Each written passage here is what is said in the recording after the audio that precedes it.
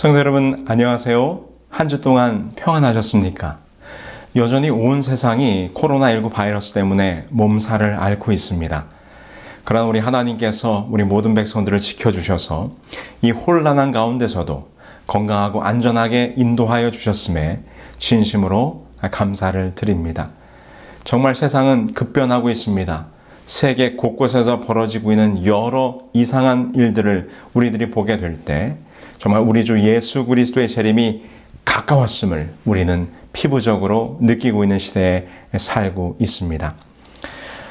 미국 내시빌에 위치한 라이프웨이 연구소에서 이런 설문조사를 했습니다. 우리 미국 복음주의권 및 흑인교회 목사님들 무려 1000명에게 전화를 일일이 걸어서 다음과 같은 설문조사를 했는데요. 지금 이 세상에서 벌어지고 있는 모든 일들이 예수 그리스도의 재림의 때를 경고하는 것이라고 믿고 있는가? 라고 하는 설문을 조사하게 됐습니다. 이 설문조사에 의하면 미국의 목회자 4명 중 3명이, 그러니까 75%가 예수님의 말씀이 이 시대에 일어나고 있는 마지막 징조들로서 성취되고 있다는 대답을 했다는 것입니다.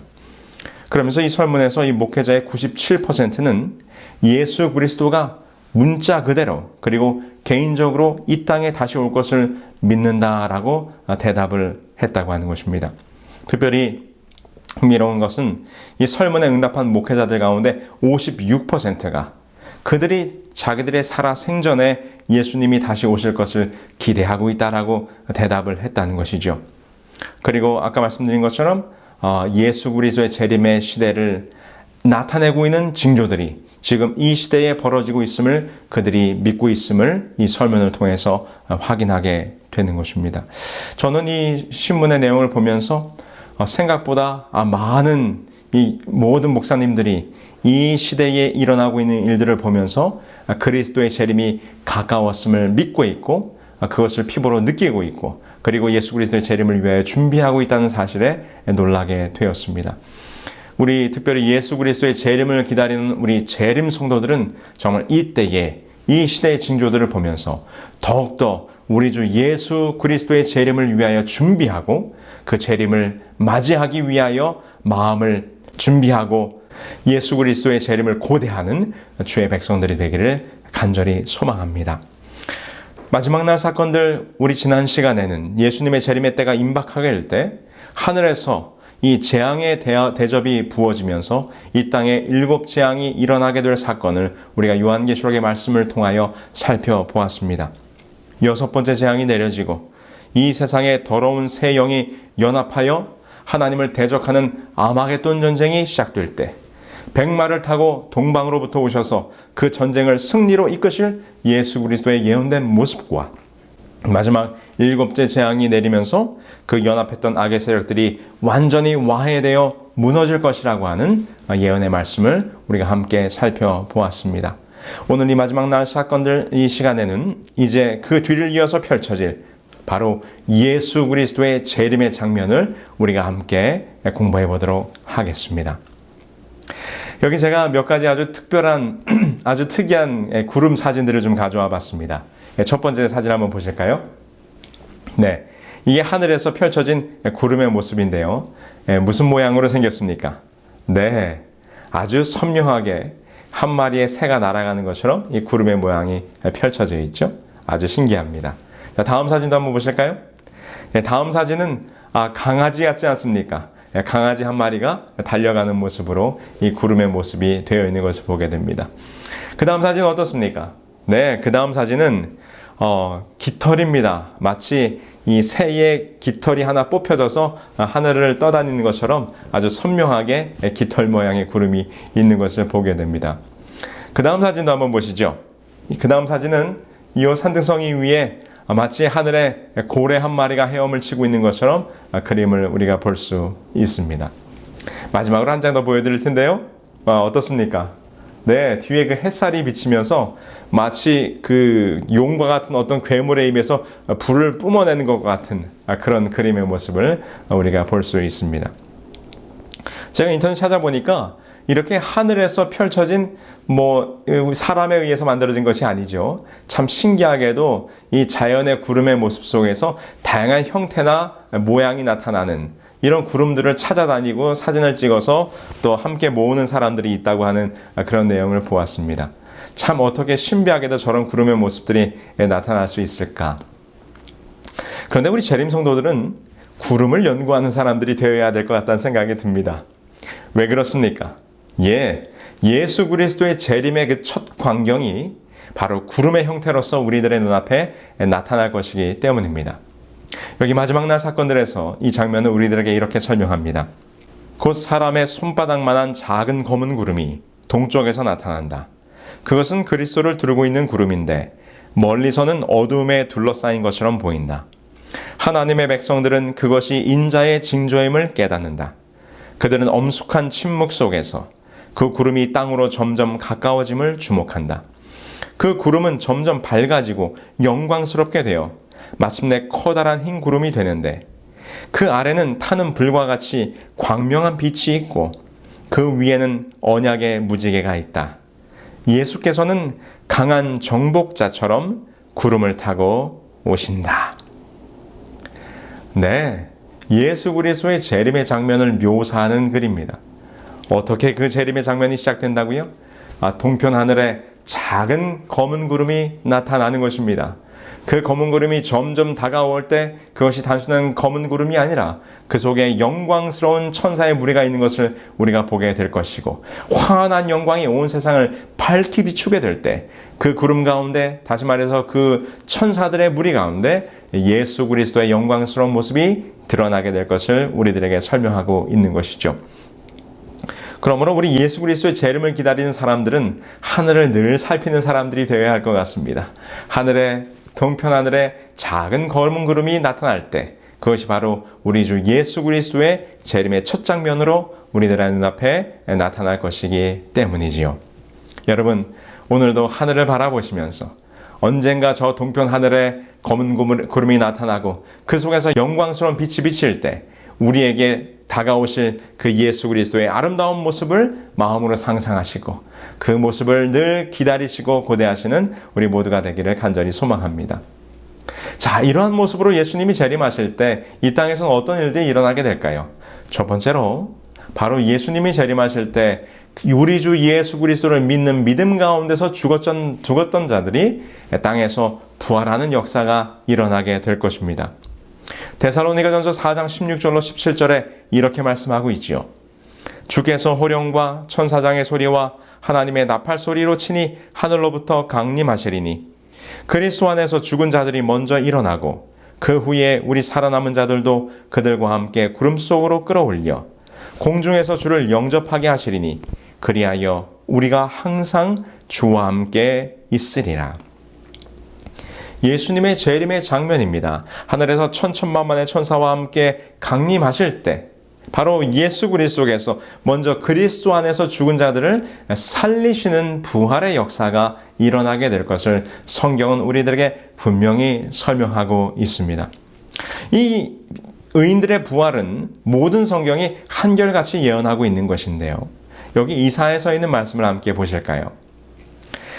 주의 죽은 자들은 살아나고 그들의 시체들은 일어나리이다. 티끌에 누운 자들아 너희는 깨어 노래하라. 주의 이슬은 빛난 이슬이니 땅이 죽은 자들을 내놓으리라. 뭐라고요?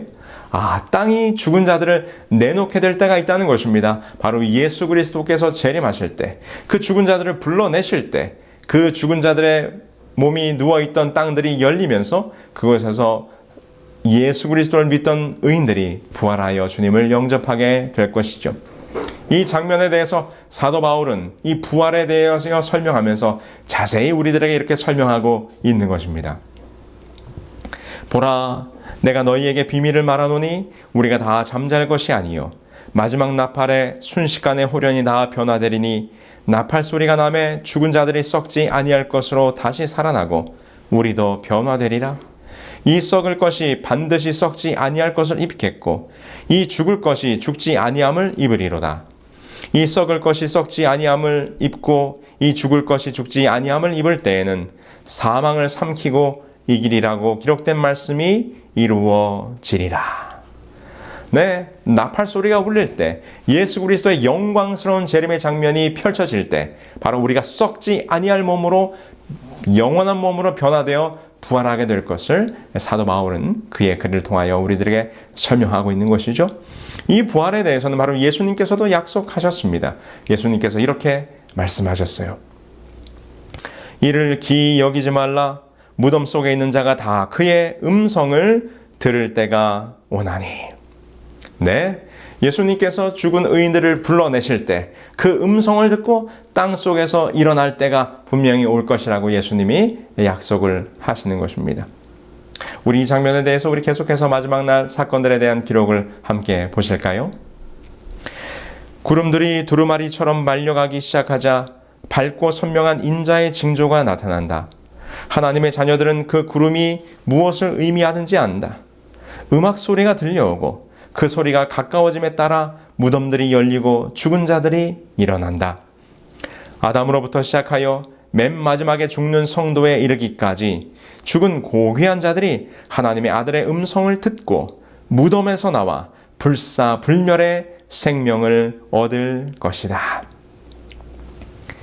이 얼마나 영광스럽고 놀라운 축복의 장면입니까? 예수님께서 약속하신 것처럼 그분이 우리를 부르실 때, 혹 우리가 주님의 재림 전에 죽는다 할지라도 예수 그리스도를 믿는 믿음을 품고 죽는 자들이 된다면 그분의 음성을 분명히 들을 때가 올 것입니다. 그분의 음성을 듣고 땅을 열고 일어나게 될 때에는 우리들의 몸이 불사불멸의 존재로 영생의 몸으로 변화되어 부활하게 될 것을 오늘 우리들에게 분명히 약속해주고 있는 것이죠. 그 놀라운 축복, 그 영원한 부활의 축복을 우리 모두 함께 누리시게 되기를 간절히 소망합니다. 그런데 여러분, 이 예수님께서 재림하실 때 의인들이 부활하기도 하지만 아주 특별한 부활이 함께 있을 것을 우리는 말씀을 통해서 또 이 마지막 날 사건들의 기록을 통해서 확인해 볼 수 있는데요. 바로 예수님을 찌른 자들이 예수님의 재림을 보게 될 것이라는 것입니다. 여기 말씀을 함께 보실까요? 셋째 천사의 기별을 믿고 죽은 사람들은 모두 영화롭게 된 몸으로 무덤에서 나와 하나님의 율법을 지킨 자에게 주는 하나님의 평화의 언약을 듣는다. 그를 찌른 자들, 그리스도의 죽음의 고통을 조소하고 조롱한 자들, 그리스도의 진리와 그분의 백성들을 몹시 핍박한 자들도 또한 일어나서 영광 중에 계신 그분을 쳐다보고 충성되고 온순한 사람들에게 주어지는 영광을 보게 된다. 예수 그리스도를 믿는 믿음을 가지고 죽은 자들의 의인들의 부활이 있는 것은 하나님의 약속된 분명한 사실입니다. 그런데 여기 말씀에 기록하기를 어떠한 자들이 예수님의 재림을 보게 될 것이라고요? 그분을 찌른 자들, 곧 예수님께서 십자가에 돌아가실 때 그분을 찔렀던 로마 군병들이나 그 예수님의 십자가를 바라보면서 예수님을 조롱하고 조소하고 비난했던 그런 악인들이 함께 일어나서 예수님의 영광스러운 장면을, 재림의 장면을 보게 될 것이라는 것입니다. 그런데 여러분, 이들은 이미 오래전에 예수님께서 십자가에 죽으실 당시에 존재했던 사람들이기 때문에 이미 오래전에 죽은 사람들이에요. 그렇다면 예수님의 재림 시에 이렇게 예수님의 죽음을 바라보면서 조소와 비난을 날렸던 사람들, 그리고 예수님을 십자가에 못 박았던 사람들이 다시 부활하게 된다는 말인가요? 네, 그렇다는 것입니다. 그래서 우리는 이것을 특별부활이라는 말로 표현을 하고 있는데요. 먼저 우리가 성경에서 이 특별부활에 대해서 어떻게 언급하고 있는지 함께 살펴보시죠. 먼저 예수님께서 이것에 대해서 이렇게 언급하셨습니다. 예수님께서 그 제사장들 앞에서 조소와 신문을 당하실 때 예수님이 이렇게 말씀하셨어요. 내가 너희에게 이르노니 이후에 인자가 권능의 우편에 앉은 것과 하늘구름을 타고 오는 것을 너희가 보리라. 자기를 신문하는 대제사장 가야바를 향하여 너희들이 나중에 지금 나를 이렇게 비난하고 나를 조소하고 있지만, 나를 고소하고 있지만 분명히 내가 영광스러운 모습으로 재림하는 장면을 너희가 볼 것이라 라고 예수님이 말씀을 하셨다는 것입니다. 이것에 대해서 요한계시록이 다시 한번 우리들에게 재차 증거하고 있지요. 요한계시록 1장에 보면 이렇게 기록하고 있습니다. 1장 7절입니다. 볼지어다 구름을 타고 오시리라. 각인의 눈이 그를 보겠고 그를 찌른 자들도 볼 터이요. 자, 역시 여기도 보니까 그를 찌른 자들이 예수 그리스도의 재림의 장면을 볼 것이라는 것입니다. 언제요? 그가 구름을 타고 오실 때. 그때가 언제입니까? 바로 예수 그리스도의 재림의 순간이지요. 근데 여기서 그 구름을 타고 오실 때가 바로 이 재림의 때를 말하는 것인데, 그렇다면 예수님이 구름을 타고 재림하실 때 악인들이 모두 부활하는 것일까요? 네, 그건 아닙니다. 왜냐하면 우리가 명백하게 알고 있는 것처럼 성경은 부활에 대하여 크게 두 종류를 설명하고 있는 것을 보게 되지요. 예수님께서 친히 그렇게 설명하셨습니다. 함께 보실까요? 예수님의 말씀을. 이를 기히 여기지 말라. 무덤 속에 있는 자가 다 그의 음성을 들을 때가 오나니 선한 일을 행한 자는 생명의 부활로, 악한 일을 행한 자는 심판의 부활로 나오리라. 그렇습니다. 예수님께서 재림하실 때에 아담 이후로 죽었던 모든 의인들이 부활하는 것이 바로 생명의 부활이요, 첫째 부활입니다. 그리고 성경은 이것을 첫째 부활이라고 하는 것이죠. 그리고 악인들은 최소 재림 때에 일어나는 생명의 부활로부터 1000년이 지난 다음에, 즉 둘째 부활, 곧 심판의 부활로서 일어나게 된다는 것입니다. 정리한다면 바로 이 생명의 부활과 심판의 부활, 의인의 부활과 악인의 부활 사이에는 적어도 1000년이라고 하는 시간적 차이가 있음을 우리는 성경을 통해서 보아요. 요한계시록 20장 5절에 기록하기를 그 나머지 죽은 자들은 그 1000년이 차기까지 살지 못하더라 라고 이야기하면서 예수 그리스도의 재림 때 부활할 사람들을 데살로니가전서 4장 16절에 말하기를 그리스도 안에서 죽은 자들이 먼저 일어나고, 바로 이것이 첫 번째 부활이죠. 생명의 부활입니다. 그 나머지 죽은 자들은 누굽니까? 악인들이죠. 이들은 1000년이 차기까지 부활하지 못할 것이라 1000년기가 지난 다음에 심판의 부활로 부활할 것을 분명히 성경은 설명하고 있는 것입니다.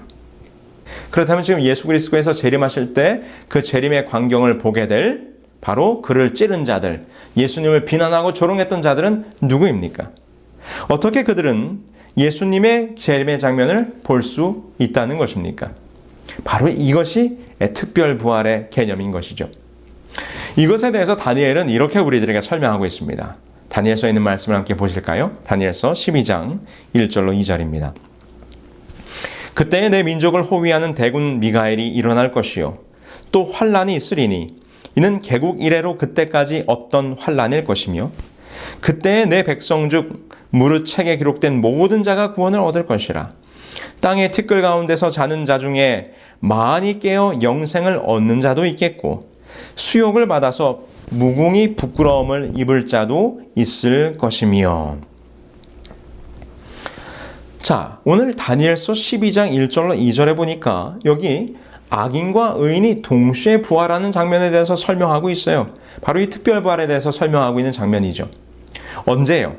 개국 이래로 없던 환란의 시기에, 바로 예수 그리스도의 재림의 직전에 이 세상에 내 천사로부터 잡고 있던 바람이 놓여지면서 큰 환란의 시기가 오게 될 텐데, 그 환란의 시기가 있을 때에 곧 예수 그리스도의 재림 직전에 바로 이 의인들과 악인의 부활이 동시에 있을 것을 설명하고 있는 것입니다.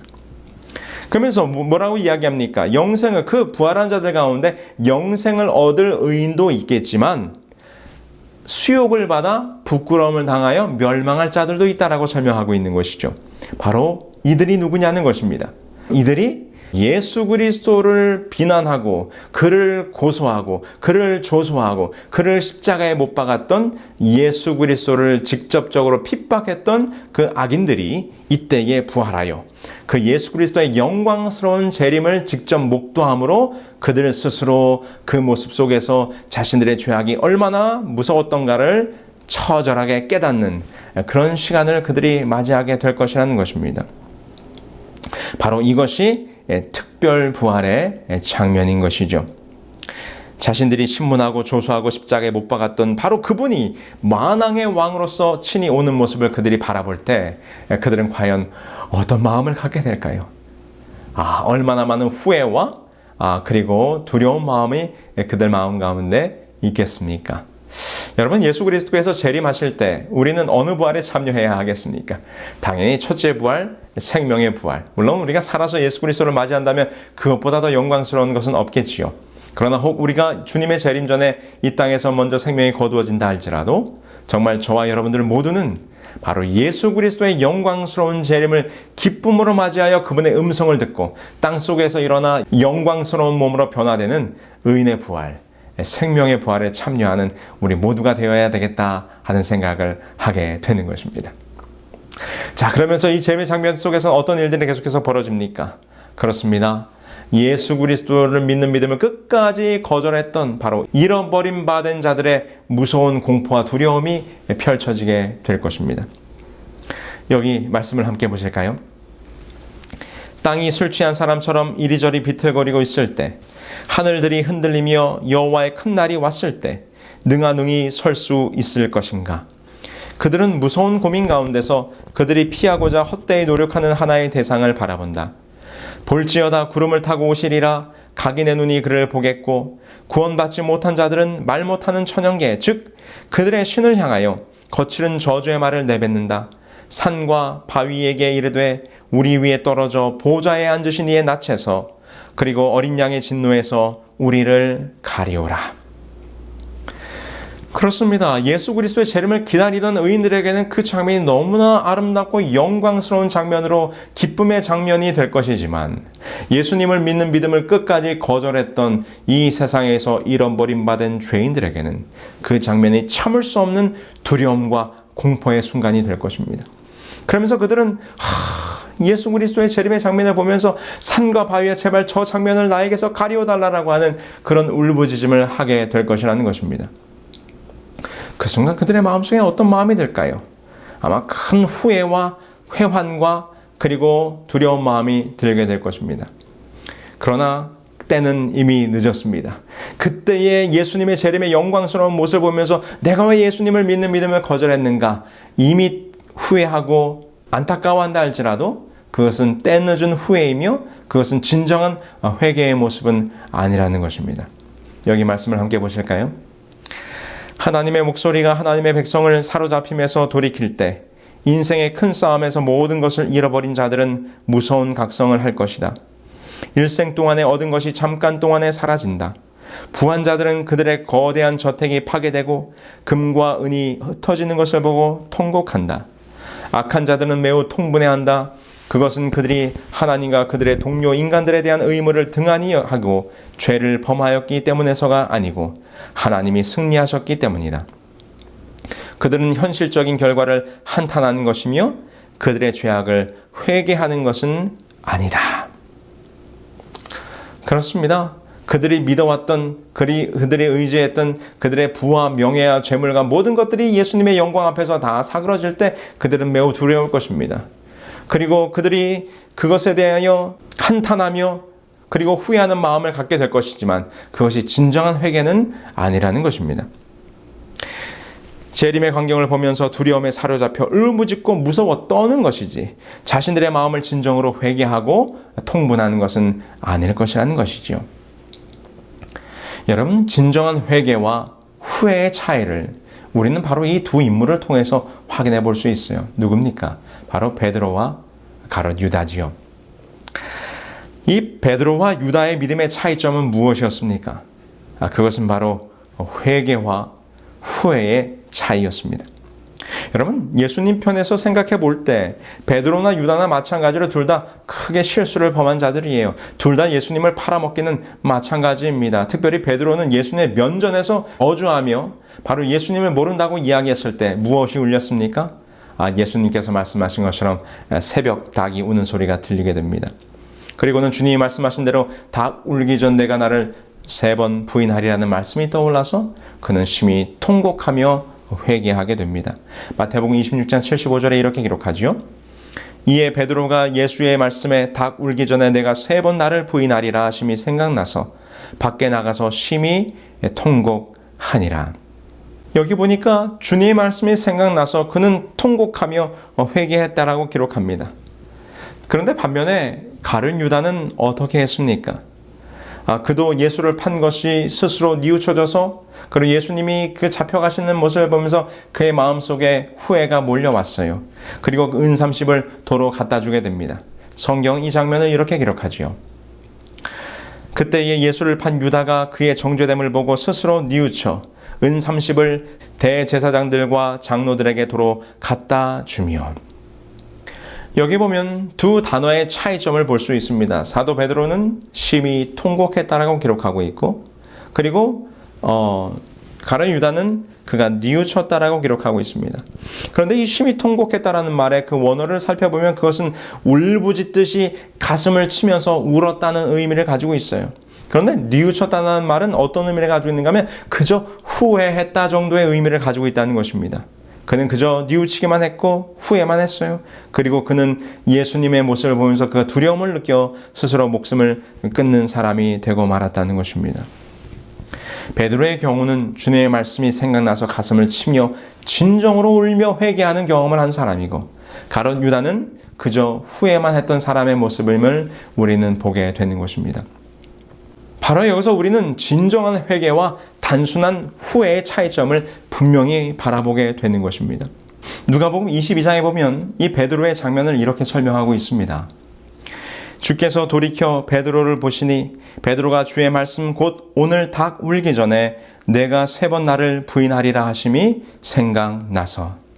여러분, 주님의 눈과 베드로의 눈이 마주쳤다라고 기록합니다.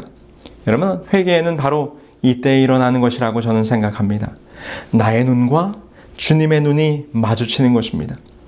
주님의 눈이 나를 바라보실 때 나의 부끄러움이 드러나는 것입니다. 주님과 눈을 마주치는 것, 이때에 내 마음의 부끄러움과 내 죄악이 그 앞에서 드러나게 될 때 우리 주 예수 그리스도 앞에서 우리는 진정으로 회개할 수 있게 되는 것이죠. 끝까지 포기하지 아니하시고, 비록 예수님을 거절했지만 그를 향하여 사랑이 담긴 동정의 눈빛으로 예수 그리스도가 바라보는 것을 보았을 때 이 사도 베드로는 그의 마음에 변화를 경험했어요. 나의 삶을 추적해 오시는 하나님의 눈과 마주치는 순간 그 마음속에 회개의 마음이 들게 되었다고 하는 것입니다. 여러분, 그래서 시대 소망에서는 이 장면을 이렇게 설명합니다. 비열한 저주의 말이 베드로의 입에서 발해지며 몽청껏 울어대는 닭의 울음소리가 아직도 그의 귀에 울리고 있을 그때에 구주께서는 얼굴을 찌푸린 재판장들로부터 얼굴을 돌려 그분의 가련한 제자를 유심히 바라보셨다. 그와 동시에 베드로의 시선도 주께 이끌렸다. 그 부드러운 얼굴에서 그는 깊은 동정과 슬픔을 볼 수 있었을 뿐 분노의 그림자는 추워도 볼 수 없었다. 창백하고 고통에 차 있는 얼굴과 떨리는 입술과 동정과 용서의 정이 서린 그분의 모습은 화살처럼 그의 마음을 찔렀다. 양심은 일깨워졌다. 여러분들은 매일매일 누구와 같은 삶을 살고 있습니까? 우리가 그리스도를 믿는 믿음을 가지고 살고 있고 하나님의 말씀에 순종하노라며 살고는 있지만 우리들의 매일의 삶을 돌아볼 때 우리는 늘 죄악에 넘어지고 또 쓰러지는 연약한 죄인일 뿐입니다. 그때마다 우리는 진정으로 무엇을 해야 하는가?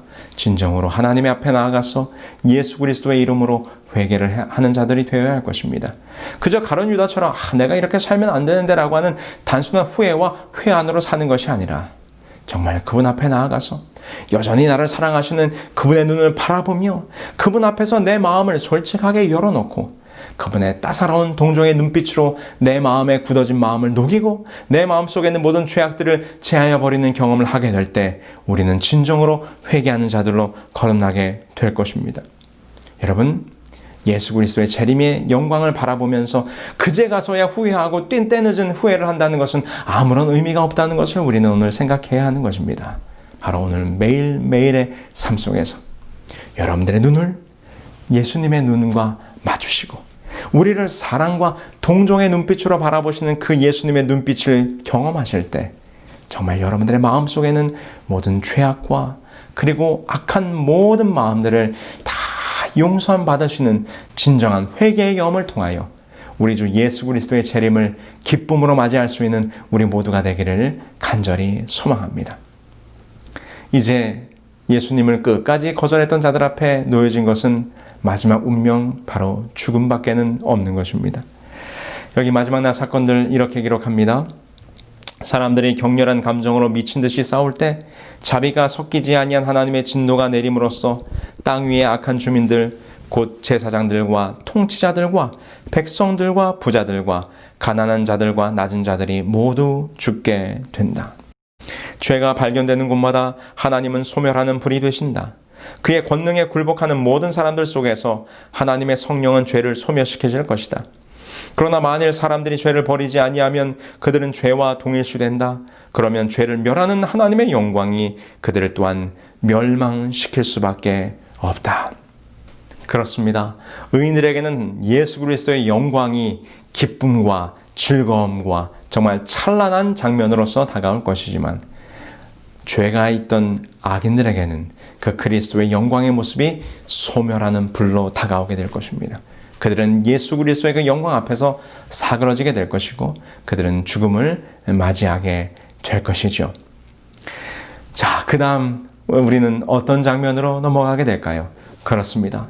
의인들은 부활했고 살아남은 의인들이 그 부활한 의인들과 함께 공중으로 들어올려 예수님을 영접하게 됩니다. 그리고 그들은 어디를 향하게 될까요? 그렇습니다.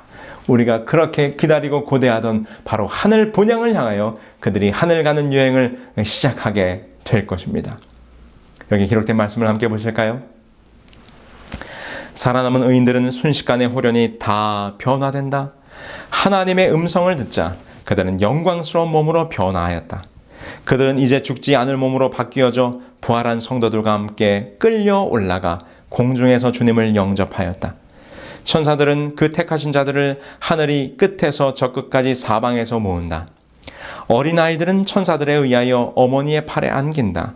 사망으로 오랫동안 헤어졌던 친구들이 다시 만나 다시는 헤어지지 않게 되며 그들은 함께 즐거운 노래를 부르면서 하나님의 도성으로 올라간다. 우리는 모두 구름 속으로 함께 들어가서 7일간을 유리 바다를 향하여 올라가나. 얼마나 아름다운 장면입니까? 모든 의인들이 부활하여 그동안 죽음으로 말미암아 헤어졌던 모든 사람들이 서로 만나게 될 것입니다. 그들이 공중으로 들어올려 공중에서 예수님을 영접하게 될 것입니다. 이제 예수님과 함께 저 하늘 본향으로 저 하늘 유리 바닷가로 무려 7일 동안 온 우주를 여행하며 우리의 본향으로 올라가게 될 것입니다. 본향을 향하여 나아가는 그 영광스러운 장면. 여러분, 우리가 그 장면을 상상만 해도 생각만 해도 우리들의 마음이 기쁨으로 벅차오르는 감동의 장면이 아니겠습니까? 이 시간 짧지만 우리들의 마음속의 상상력을 동원하여 정말 예수 그리스도와 함께 저 하늘 본향으로 가는 장면을 함께 상상해 보도록 하겠습니다. 여러분, 거룩한 상상력으로 우리가 이 지구를 떠나 저 하늘 새 예루살렘 성을 향하여 올라가는 장면을 상상해 봅시다. 우리는 우리가 살던 지구를 떠나게 될 것입니다. 지난 6천여 년 동안 우리들이 살아왔던 이 지구별을 뒤로하고 우주로 나아갑니다. 그리고 이내 밝은 광채를 발하는 태양을 보게 됩니다. 이제 태양이 점점 더 가까워지고 있습니다.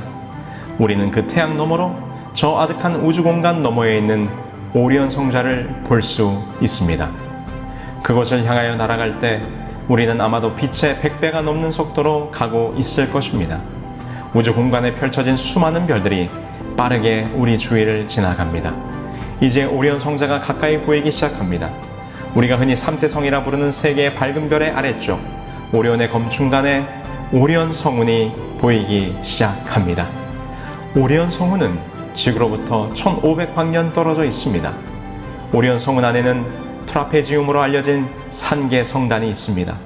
트라페지움은 별이 한 개가 아니라 바로 사다리꼴 모양을 이루고 있는 4개의 별이 모여 있습니다. 바로 이곳이 엘렌 화이트 여사가 바라봤던 오리온 성자의 열린 공간입니다. 이는 1914년 루에산 관측소의 소장이었던 에드가 엘 라르킨 박사가 발견하고 이를 열린 공간의 동굴이라고 확인했던 바로 그곳입니다.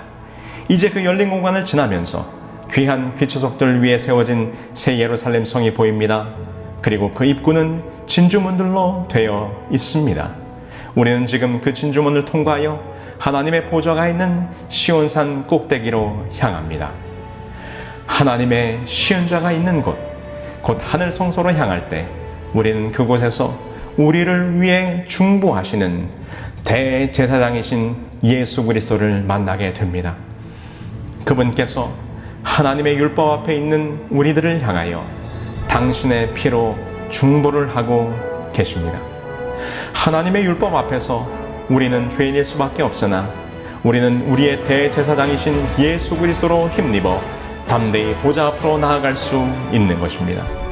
이제 이곳에서 당신의 중보가 마쳐지게 될 때 예수님은 하늘의 도성을 떠나 다시 땅으로 내려오실 것입니다. 이제 그분께서 오리온의 열린 공간을 통해 오십니다. 그 어떤 별보다도 더 찬란한 영광의 광채를 내시며 이 땅을 향하실 것입니다. 그 영광의 빛은 점점 더 밝게 빛나게 될 것입니다. 그 영광의 광채는 천천만만의 천사들의 무리입니다. 예수님 주위에는 수백만의 천사들이 함께 옹이하여 내려오실 것입니다. 예수님께서는 빛의 수천 배의 속도로 지구를 향하여 속도를 내십니다. 그리고 이 지구에 가까이 접근하시게 될 때 서서히 속도를 줄이실 것입니다. 이제 이 지구상에 있던 사람들은 예수님의 다가오심을 보면서 작은 어두운 구름이 몰려오는 것으로 볼 것이지만 이내 그 구름은 밝아지고 더 밝아져서 마침내 온 하늘과 땅이 환하여질 것입니다. 드디어 우리는 그 장면을 바라보면서 살아계신 우리 주 예수 그리스도의 영광스러운 재림의 광경을 볼 것입니다.